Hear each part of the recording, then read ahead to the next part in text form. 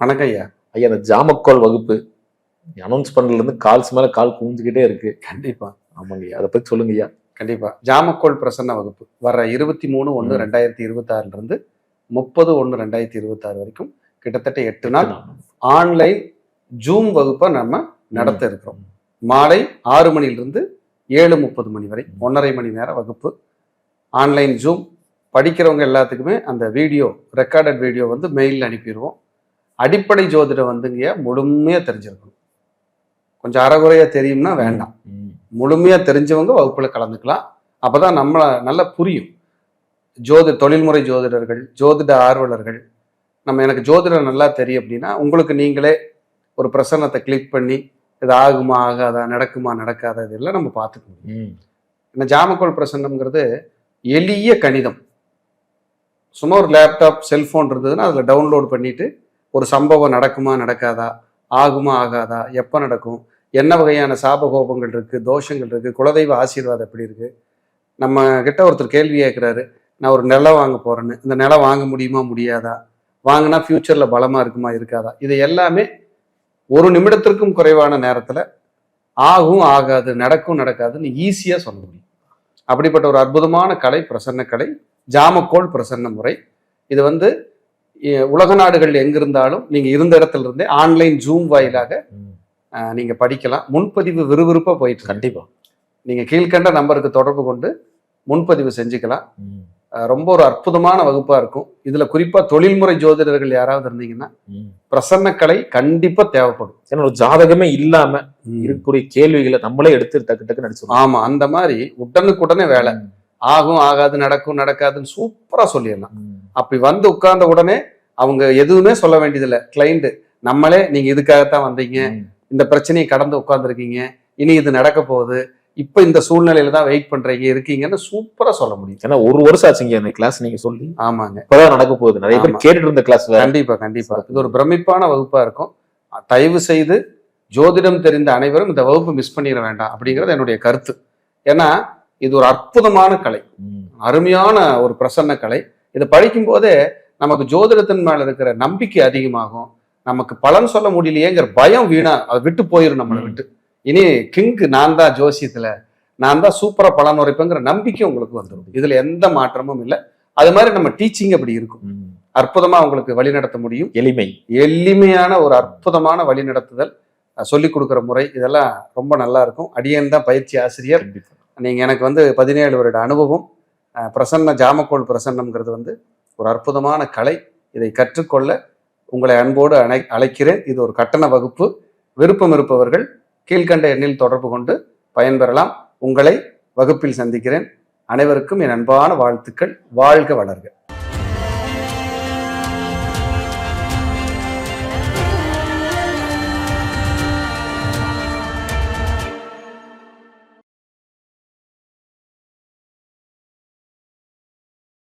ஐயா வணக்கங்க ஐயா.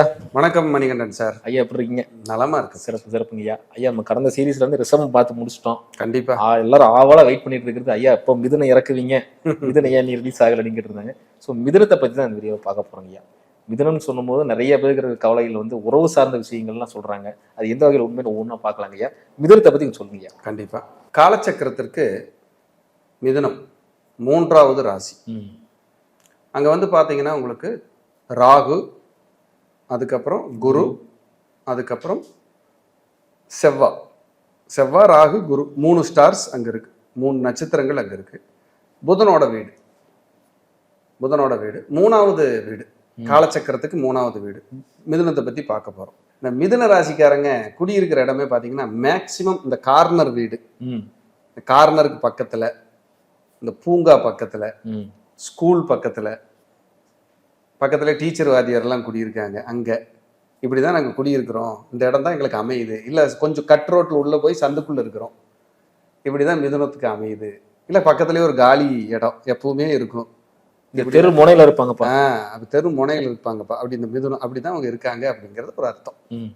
அது புதனோட வீடுங்கிறதுனால இந்த மிதுன ராசிக்காரர்கள் 6 வயசுலேருந்து 100 வயசு வரைக்கும் இது பலன் சூப்பர் வச்சுக்கலாம்.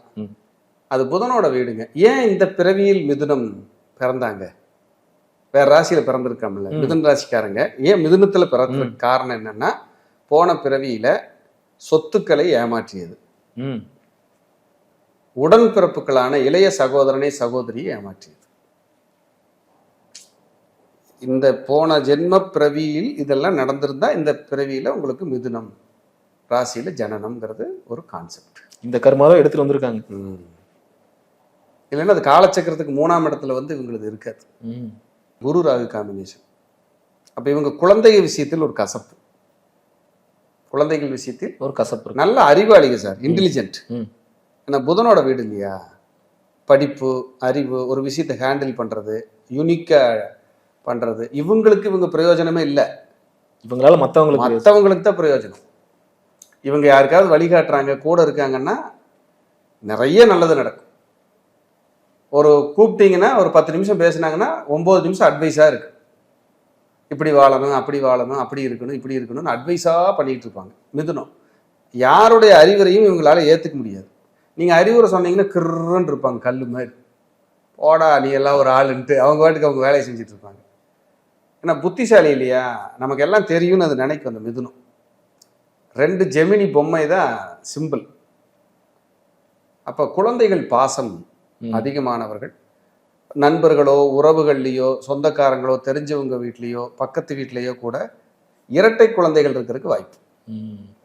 ஒன்று அவங்களுக்கே இருக்கலாம், இல்லை அவங்க வர்க்கம் வம்சாவளி பங்காளி வர்க்கங்களில் ரொம்ப தெரிஞ்ச நெருங்கிய இடத்துல இந்த இரட்டையர்கள் வருவாங்க. சிறப்புங்க ஐயா. பொதுவாக எனக்கு ஒரு சந்தேகம் ஐயா, இப்போ மிதுனம் சொல்லும் போது இரட்டை ஃபேஸ் உள்ளவங்க, முகம் கொண்டவங்க, அப்போ வந்து வாழ்க்கையில் வந்து இவங்க எப்பவுமே இரட்டை குணம் இருக்குமா?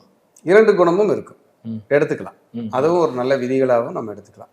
2 குணம்னா என்ன, சோகத்தை வெளிக்காட்ட மாட்டாங்க, எப்பவுமே கெத்தாவே இருக்கணும்னு நினைப்பாங்க. அதான் மிதுனத்தோட வேலை. அப்படிதான் அவங்க இருப்பாங்க. இவங்களுக்கெல்லாம் கஷ்டமே வராதான்னு நினைக்கிற அளவுக்கு கெத்தா இருப்பாங்க. சிறப்பா சொன்னீங்க. ஆமா. அப்புறம் அவங்க சோகத்தை கஷ்டத்தை பின்புலத்துல தெரிஞ்சுக்கிட்டு பாத்தீங்கன்னா, இந்த கஷ்டம் நமக்கெல்லாம் வந்து தாங்கவே முடியாது.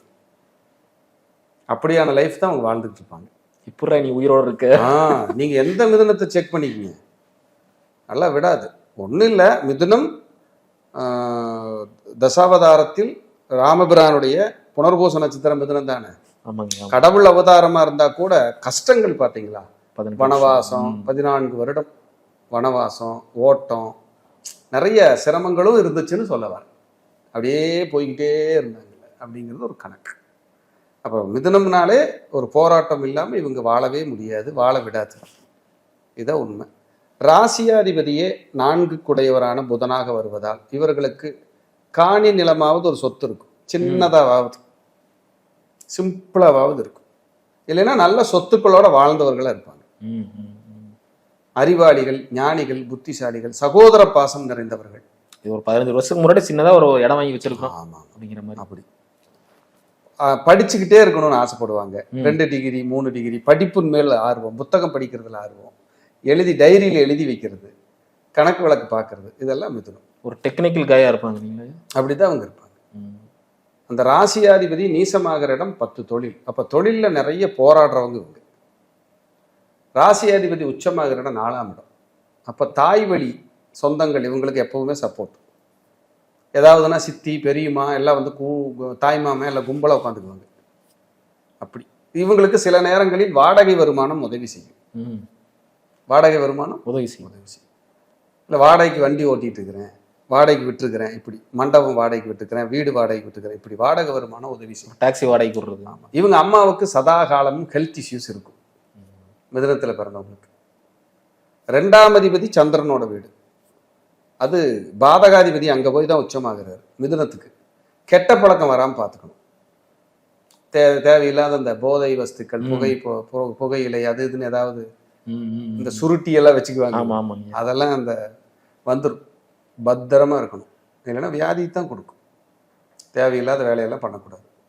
இந்த சின்ன குழந்தைகளா இருந்தால் மிதுனத்தில் யாராவது பிறந்த பென்சில் சாப்பிட்றது, மண் சாப்பிட்றது, ஸ்லைட் பென்சில் உடச்சி சாக் பீஸ் சாப்பிட்றது, விபூதி அள்ளி போட்டுக்கிறது, இதெல்லாம் இருக்கும்.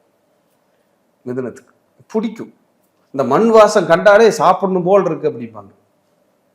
மிதுனத்துக்கு மண் வாசத்தை கண்டாலே சாப்பிடணும் போல் இருக்கும் அப்படின்னு சொல்லுவாங்க. 2ஆம் வீடே சந்திரனோட வீடு, வருமானத்தில் ஏற்ற இறக்கம் உண்டு. அது நீசமாகிற இடம் 6ஆம் இடம். ஒழுக்கமும் ஒரு வேலையில போய் உட்கார விடாது. ஒழுக்கமும் ஒரு வேலையில இருக்க விடாது.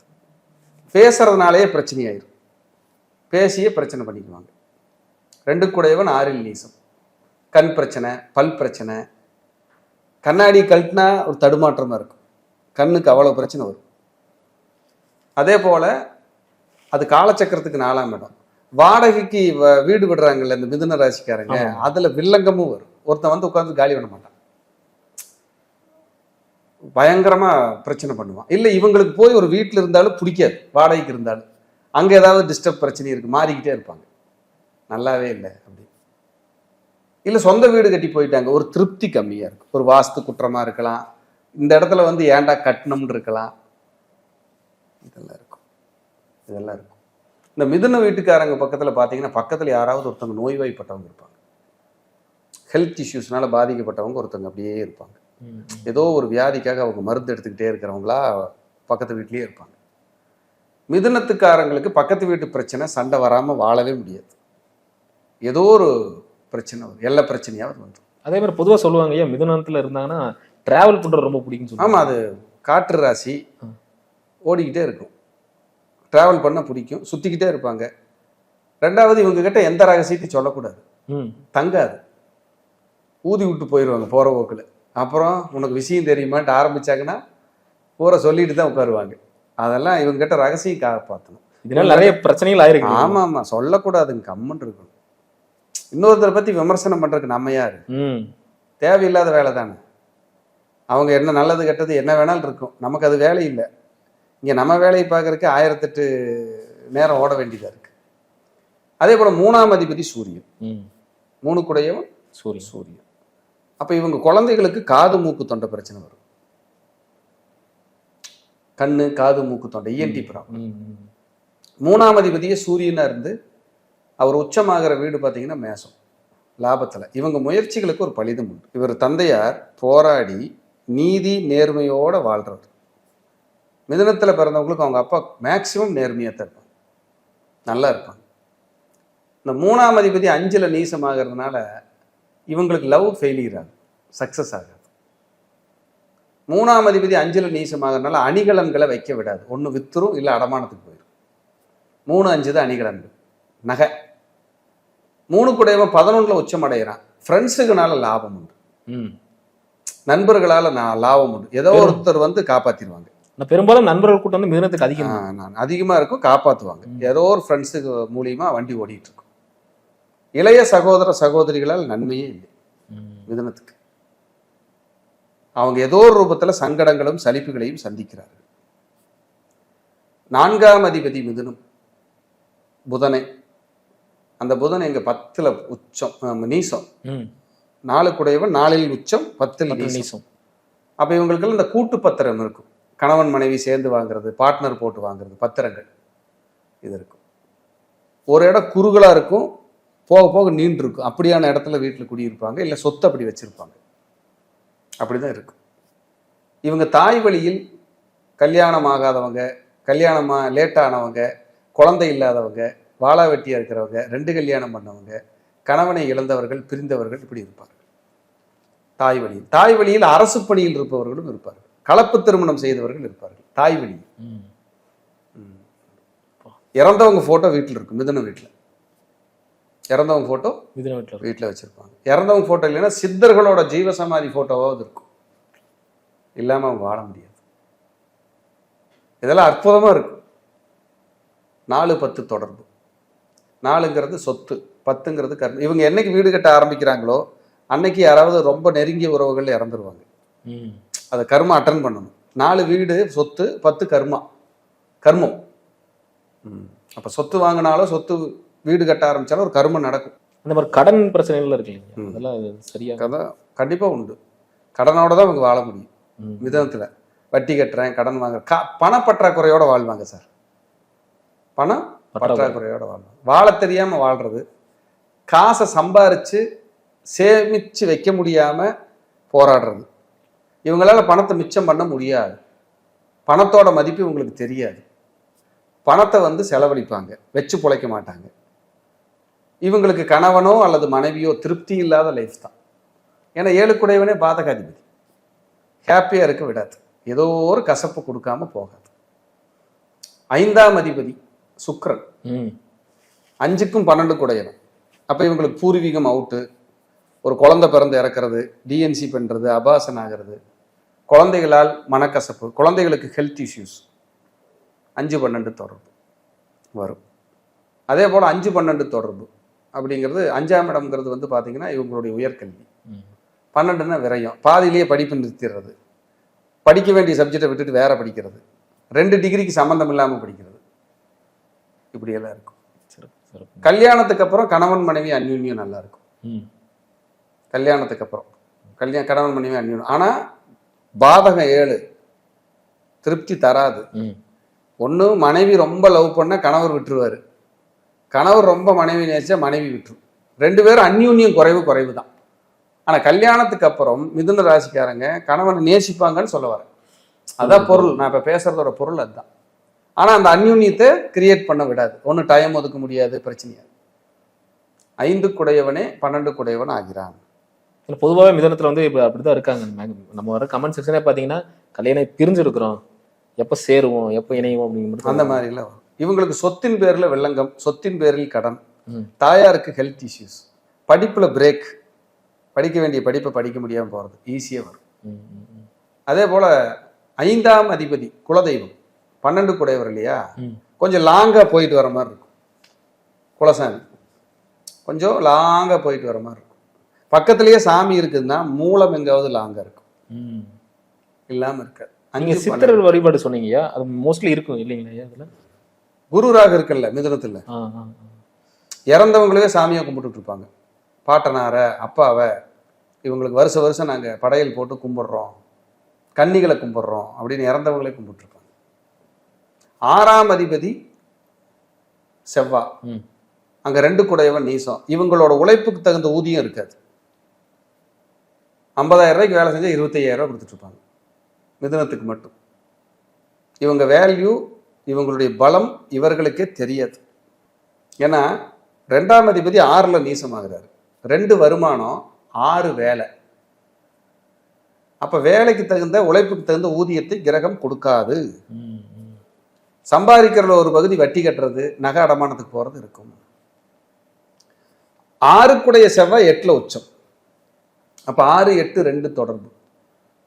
டக்குன்னு வேலையை விட்டுட்டு போயிடுவாங்க. எப்படி? டக்குன்னு விஆர்எஸ் வாங்குறது, அரசு பணியில் இருந்தா விஆர்எஸ் வாங்குறது, இதெல்லாம் இருக்கு. தாய்மாமன்கிறது 5ஆம் இடமா, அது சுக்கிரனோட 5-12 தொடர்பு. ஒன்று ஒரு தாய்மாமன் இல்லை, 3 பேர் இருந்தால் 1 இல்லை 2 தான் இருக்கு. ஒரு தாய்மாமனோட உறவு இல்லை, பிரச்சனையா இருக்கு, இதெல்லாம் இருக்கு. சில நேரம் தாய்மாமனுக்கே புத்திர தோஷங்கள்லாம் வந்துடும். தாய்மாமனே போராடி மேலே வரணும், மிதுனத்துக்கு மட்டும். இதெல்லாம் மைனஸ். அதே போல் லேபர்கள் இவங்களுக்கு எதிரியாக மாறிடுவாங்க. வேலைக்காரங்களே எதிரியாக மாறிடுவாங்க. அதே போல் சர்ஜரி, கீழே விழுகிறது, பல்லு பிரச்சனை, இஎன்டி ப்ராப்ளம், உணவு பழக்க வழக்கத்தால் பிரச்சனை, இதெல்லாம் மிதுனத்துக்கு ஈஸியாக வரும். ஏன்னா 6, 8, 2 தொடர்பு. 6, 2, 8 தொடர்பு. 6, 8, 11, 2, 4 தொடர்பு. அந்த செவ்வாய் பார்க்குற இடமெல்லாம் எடுக்கணும். 6னா வேலை, 11னா லாபம், 8னா வந்து விரயம், 2னா வருமானம். நல்ல வேலையை விட்டுட்டு வர்றது இவங்க தான். எப்படி? நல்ல வேலையை விடுறது. ஃபீல் பண்ணுவாங்க, ஐயோ நம்ம இப்படி தப்பு பண்ணிட்டோமே, அவசரப்பட்டு முடிவெடுத்துட்டோமேனு தப்பு பண்ணுவாங்க, ஃபீல் பண்ணுவாங்க. அப்போ அவசரப்பட்டு இவங்க முடிவெடுக்கக்கூடாது. யோசிச்சு இதனால் நமக்கு என்ன பெனிஃபிட், நல்லது கெட்டதெல்லாம் யோசிக்கணும். யோசிச்சா பலம். 7ஆம் அதிபதி 10ஆம் அதிபதி ஆகிறார். அப்போ பார்ட்னர் போட்டு தொழில் பண்ணுறது, அதனால வில்லங்கத்தை சம்பாதிக்கிறது, மனைவியின் பேரில் தொழில் பண்ணி வில்லங்கத்தை சம்பாதிக்கிறது, இப்படி இருக்கும். மேக்சிமம் இவர்கள் வேலைக்கு போகிறது நல்லது. சுயதொழில் பண்ணாங்கன்னா போராடுவாங்க. வெளிநாட்டு பயணம் பண்ணுறதுக்கு அதிகமாக விரும்புகிறாங்க, வெளிநாட்டில் போய் வேலை செய்யணும். 2ஆம் இடமே சந்திரனோட வீடு. சந்திரன் அந்த 2 குடையவன் போய் உச்சமாகிற இடம் 12. அப்போ வெளிநாட்டு வருமானம் நல்லது. இரவு நேரம் வேலை பார்ப்பாங்க, நைட்டு முழிச்சு. இதெல்லாம் 2, 12 தொடர்பு. கண் பிரச்சனை கன்ஃபார்மாக வரும். கண் பிரச்சனை, பல் பிரச்சனையெல்லாம் வாழ முடியாது. 7 8ல் நீசமாகிறாரு. ம். அப்போ ஹெல்த் இஷ்யூஸ் இருக்கும். ஒன்று கணவருக்கோ இல்லை மனைவிக்கோ ஏதோ ஒரு நோய் வந்து உட்காந்துக்கும். இந்த தொடர் வைத்தியம் பார்க்கறது, ஒன்று போனால் ஒன்று வைத்தியம் பார்க்கறது, இதெல்லாம் 7 8 தொடர்பு. அதே போல 8ஆம் அதிபதி சனி, ம். 9 சனி. அவன் போய் 5ல் உச்சமாகறான், 11ல் நீசமாகறான். அப்போ இவங்க அப்பா வந்து அதிர்ஷ்டமே இருக்காது, உழைச்சிக்கிட்டே இருப்பார், ஓடிக்கிட்டே இருப்பார், போராட வச்சிடும், சில நேரங்களில் போராட வச்சிடும்.